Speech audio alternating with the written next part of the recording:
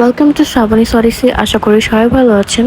So এতদিন আমি regular vlog দিতে পারছিলাম না, কজ আমার ফাইনালস চলছিল অ্যান্ড ফাইনালি আমার ফাইনাল শেষ। সো এখন থেকে আমি রেগুলার ভ্লগ দেওয়ার ট্রাই করব। সো অলওয়েজই হচ্ছে আমি আমার রুমটাকে একটু সুন্দর পরিপাটি একটু হোয়াইটের ভিতরে রাখতে পছন্দ করি, বাট যেহেতু আমার এক্সাম চলছিল তো এত দিকে আমার খেয়াল ছিল না।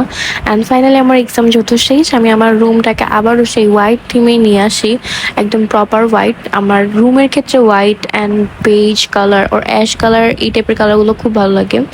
বাট এগুলো অ্যাকচুয়ালি আমি যেরকম ম্যাজিক দিয়ে দেখা ওরকম ম্যাজিক দিয়ে হয় না। আন্টি এসে হচ্ছে আমার পর্দা দেন বেডশিট সব চেঞ্জ করে দিয়েছিল। আর এরপর বেডশিট চেঞ্জ করার পর হচ্ছে যে আমি সকালে নাস্তাটা করে নিই। অ্যান্ড সকালবেলা আমার অনেক গলা টলা একদম অবস্থা খুব খারাপ হচ্ছিল, কারণ এত গরম ছিল, গরম ঠান্ডা লেগে আমার খুবই অবস্থা খারাপ। তাই হচ্ছে যে আমার সকালবেলা একদম হলুদ দিয়ে দুধ দিয়ে দিয়েছিল। তারপর এই কয়েকদিন এই গরমে এক্সাম দিতে যেয়ে আর কি আমার ফেসের অবস্থা খুবই খারাপ, একদম ট্যান পড়ে স্কিন পুরো একদম ড্যামেজের মতো অবস্থা। তো তার ভিতরে একটু স্কিন কেয়ার করলাম। অ্যান্ড স্কিন কেয়ার করে হচ্ছে যে একটু কিচেনে যাই, দেখি যে আম্মু হচ্ছে এখানে মুরগির মাংস রান্না করে।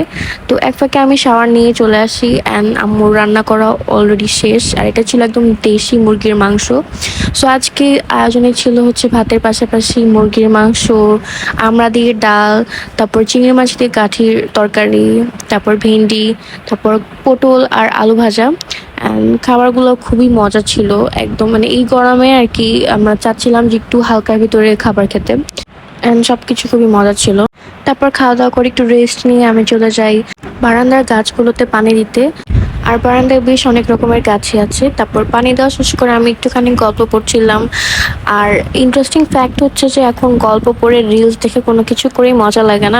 একাডেমিক প্রেশারের সময় এই সব কিছু করতে অনেক মজা লাগে, অনেক ইচ্ছা হয়। বাট এখন যখন আমি টেনশন ফ্রি, এখন আমার এগুলো করতে একদমই ভালো লাগছে না, ইন্টারেস্ট পাচ্ছি না, বোর হচ্ছি। সো এরপর হচ্ছে আমার মুইজাকে নিয়ে আমি ঘুমাতে চলে যাই। সো আজকে ব্লগটা এই পর্যন্ত ছিল। Thanks for watching.